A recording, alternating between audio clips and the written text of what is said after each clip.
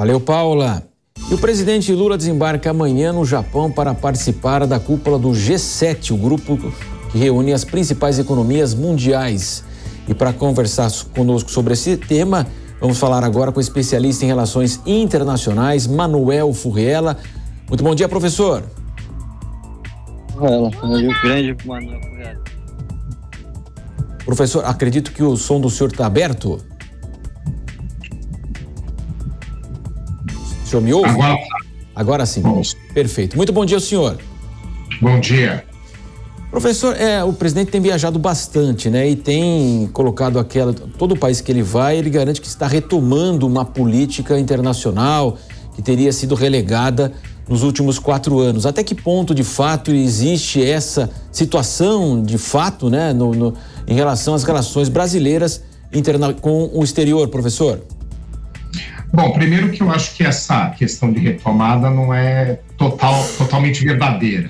Há uma intensificação de viagens, isso é verdade, já era uma forma, como principalmente na segunda gestão, o presidente Lula adotou, é um estilo de organizar muitas viagens ao exterior, mas não necessariamente isso significa uma intensificação nas relações internacionais, já que o que efetivamente tem esse significado é o firmamento de acordos, é aquilo que de prático se traz nessas visitas. Por exemplo, agora, né, uma das que nós tivemos, uma das visitas aos Emirados Árabes Unidos, pouco de prático acabou trazendo ao Brasil. Então, não necessariamente visitas, apesar da sua importância, né, o Brasil é um país, uma potência regional, essas viagens elas são importantes, elas não necessariamente significam essa intensificação de agendas internacionais, já que se você não tiver uma pauta clara, né, se você não tiver um caráter prático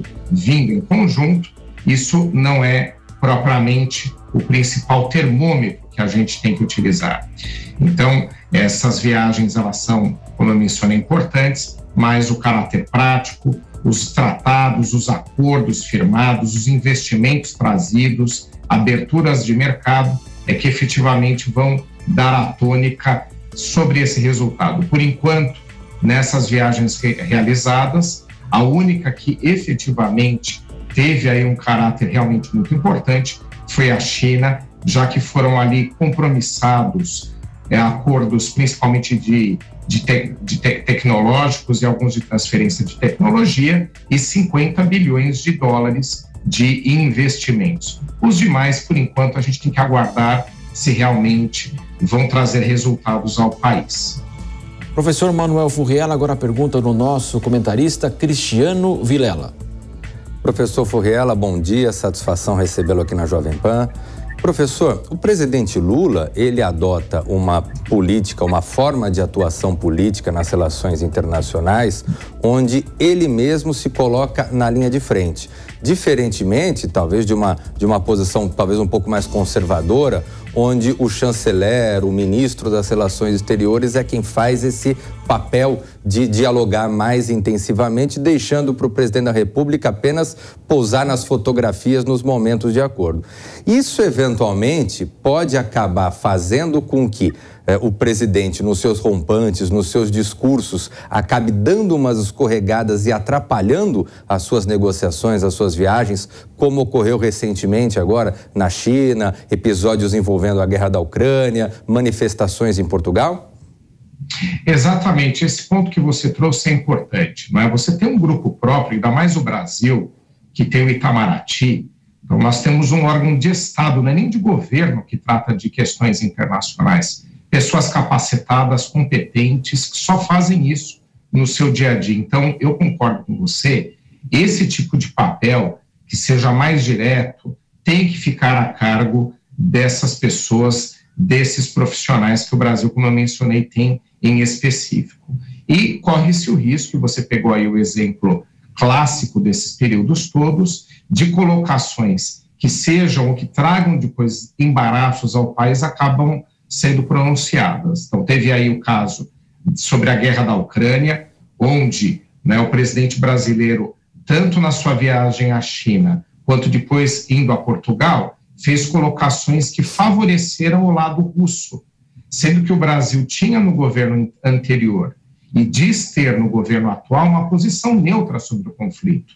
Então, se ela é neutra, não se pode fazer um tipo de colocação a favor da Rússia, como foi feito.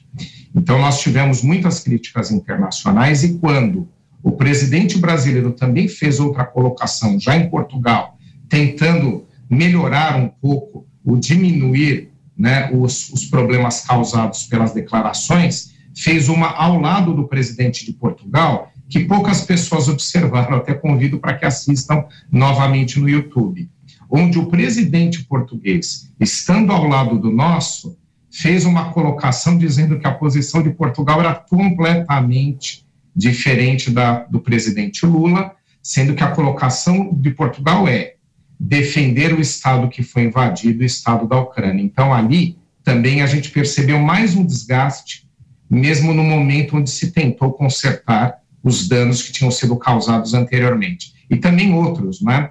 Porque houve um posicionamento, por exemplo, a favor da China em relação a Taiwan, sendo que também é uma outra situação delicada, né? Taiwan busca ser reconhecido internacionalmente como um Estado, tem ali seus pontos importantes, é uma grande economia e o Brasil se colocou também ali a favor das pretensões chinesas de reincorporação de Taiwan a seu território. Então, o caso da Ucrânia foi mais emblemático, mas o da China com Taiwan também eu acho que poderia ter sido evitado se os nossos técnicos do Itamaraty ficassem propriamente à frente das colocações mais relevantes sobre posicionamentos brasileiros.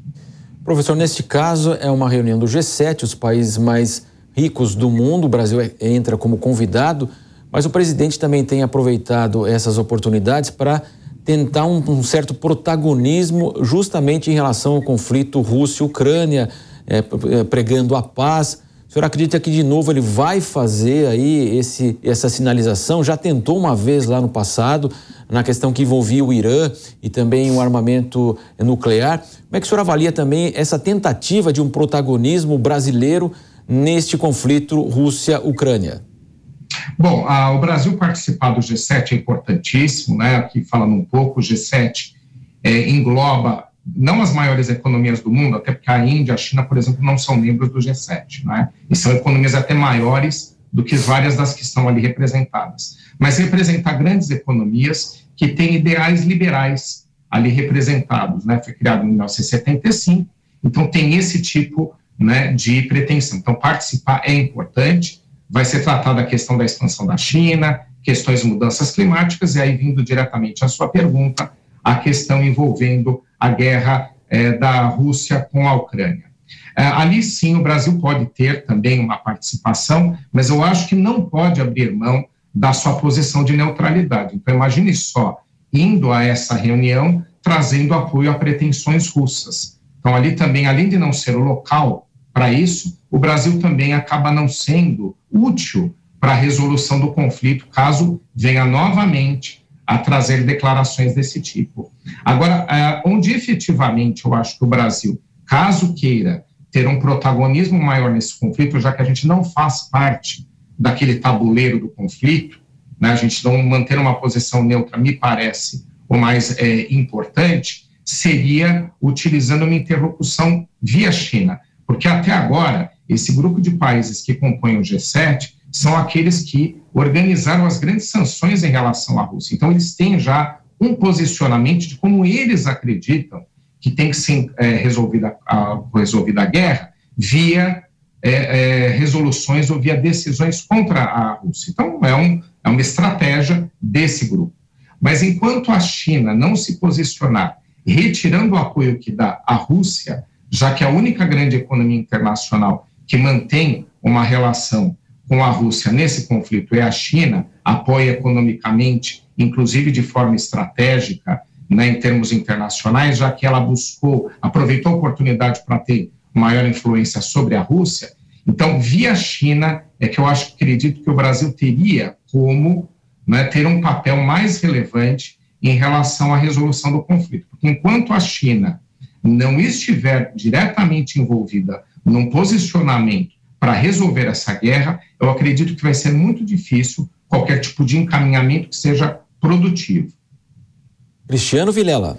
Professor, e com relação à América Latina, o senhor vê que o presidente Lula, o governo brasileiro, vai conseguir, de alguma forma, assumir um certo protagonismo no âmbito da América do Sul, no âmbito da América Latina, de alguma forma liderar algum bloco comercial, liderar uma organização política dentre esses países? Ou o senhor entende que o cenário realmente não é mais o mesmo, não é um cenário favorável e que, muito provavelmente, o presidente Lula vai seguir um caminho, um voo solo, talvez?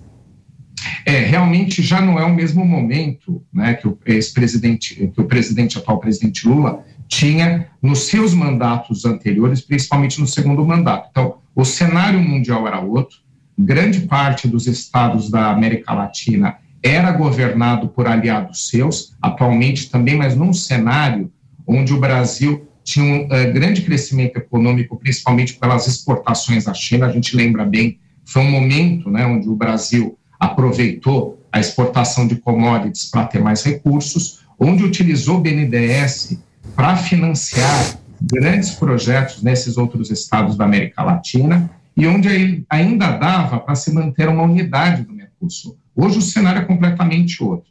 Então, os estados que têm sido governados por aliados, em sentido ideológico do presidente Lula, atualmente, eles vivem momentos de desgaste. Então, a Argentina, num processo de inflação de mais de 100%, com o presidente argentino numa posição de não se recandidatar, justamente porque sabe que sairá derrotado. Boric, no Chile, né, com grandes dificuldades de aprovação de reformas, sendo que acabou de ser eleito um parlamento no Chile totalmente de direita, ou seja, de oposição. Então, os estados aqui da América do Sul, governados por aliados, vivem momentos difíceis. Então, é difícil você fazer uma aliança nesse momento.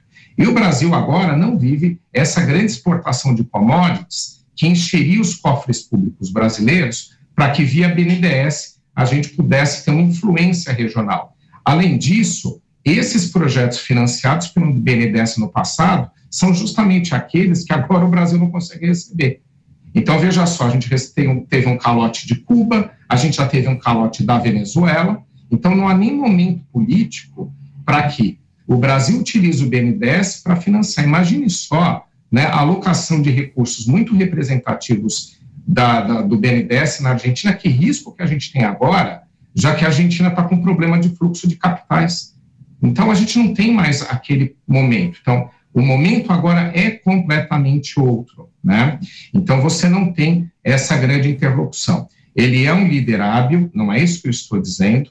Eu estou fazendo uma análise isenta de que o momento não é o mesmo, seja pelo período pelo qual passam nossos vizinhos de grande dificuldade, né? Seja porque o Brasil não tem os mesmos recursos e seja porque essas operações que a gente fez no passado via BNDES, elas trouxeram para nós grandes problemas, então é de muito risco fazer uma promoção de empréstimos via BNDES com risco de não receber, sendo que agora a gente já está com o histórico aí de Cuba e de Venezuela. Professor especialista em relações internacionais, agradeço mais uma vez o professor Manuel Furriela pela participação aqui na Jovem Pan. Valeu, professor. Boa semana a todos.